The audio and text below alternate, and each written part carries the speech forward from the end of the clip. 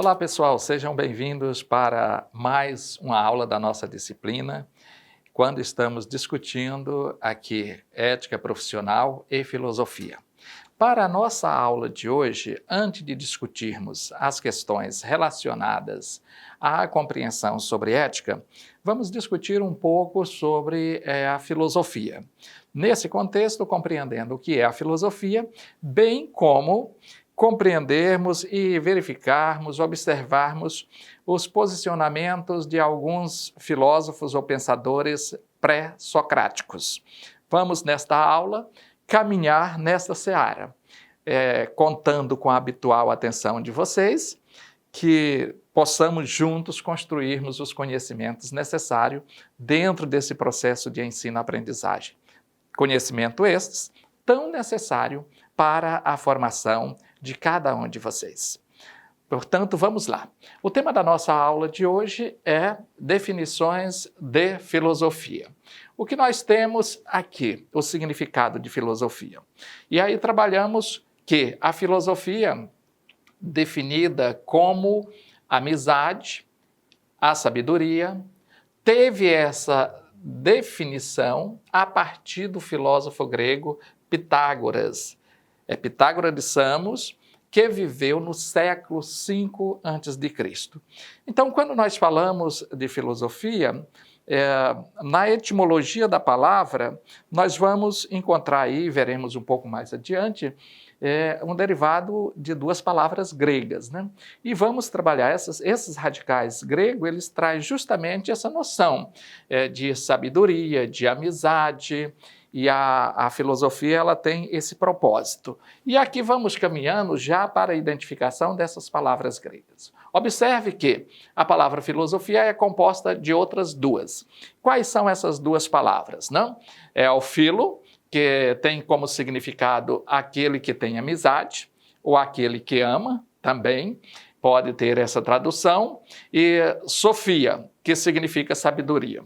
Então, dentro de uma compreensão geral, de uma compreensão macro, filosofia significa o amor à sabedoria. E aí, dentro desse contexto, quem é o filósofo? O filósofo é aquele que ama o conhecimento, que ama a sabedoria. Essa sabedoria do ponto de vista de investigação, de saber se colocar no mundo, de saber se posicionar diante dos embates que a vida nos possibilita.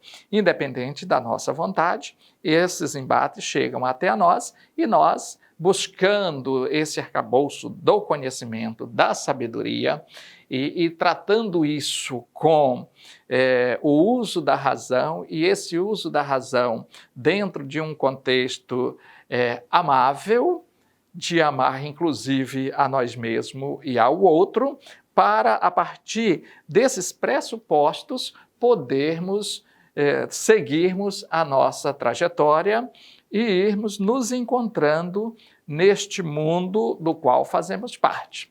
Vamos andar um pouco mais, então vejam que desta forma, essas combinações de palavras gregas, é definida a filosofia, a amizade, a sabedoria, ao conhecimento, o que norteia toda a história da humanidade, bem como alicerçar o surgimento de todas as outras áreas de conhecimento humano. Vejam que, quando a gente discute isso com alguns filósofos, daqueles mais ortodoxos, né, eles já defendem de imediato que a filosofia é a ciência mãe de todas as ciências, né? Porque a partir do pensamento, a partir do amor ao conhecimento, é que vão sendo descobertas as outras ciências. E aí veremos um pouco adiante na nossa aula, inclusive os filósofos pré-socráticos, que cada um deles tinha um posicionamento, e esse posicionamento, este pensamento, essa forma de ver o mundo e essas discussões que cada um deles faziam, elas foram sendo ancoradas nas diversas áreas das ciências. Por isso é que alguns filósofos eles preferem dizer que a filosofia é a ciência mãe de todas as ciências. Então veja que dessa combinação das palavras gregas, temos aí a definição da filosofia, sendo amizade e sabedoria, essa sabedoria e amizade ao conhecimento, o que isso vai nortear toda a história da humanidade, todas as relações que se estabelece na humanidade, bem como em outras áreas de conhecimento. Veja que data do século V a.C., nós já temos aí também os primeiros filósofos gregos. E esses filósofos gregos, eles tinham esse tempo para discutir a razão da existência do homem, a existência do universo, a existência das coisas, o amor à vida, conhecer o universo, explorar a natureza para chegar às descobertas científicas. Daí, conhecidos como pensadores pré-socráticos, têm como características a preocupação com a explicação da vida humana a partir da própria natureza das sociedades. Então, vamos aí ver nesse período aí esses pensadores pré-socráticos. Pré-socráticos porque vieram antes de Sócrates. Esses filósofos são considerados os pioneiros da filosofia, né? Da filosofia ocidental, porque quando nós trabalhamos com a filosofia ocidental, nós estamos trabalhando com a filosofia ancorada nos pensamentos dos filósofos gregos, como Sócrates, Platão, Aristóteles e outros, né? Eles buscavam um entendimento para o primeiro princípio, arché, e também princípios esses que deriva estar presente em todos os momentos da existência de todas as sociedades. Então, esse princípio, que é o princípio primeiro, arché, que é o princípio que faz-se presente em todos os momentos da vida de todas as sociedades, aí nós vamos encontrar que essa arché deveria estar no início, no desenvolvimento e no fim de tudo. Então, esse arché, que é o princípio, deveria estar fazendo parte do desenvolvimento da sociedade no todo, no início, no desenvolvimento e no fim de tudo. Observe aí, temos Tales de Mileto. Tales de Mileto, seu pensamento é conhecido através de Aristóteles. Aristóteles vai trabalhar bem sobre Tales de Mileto.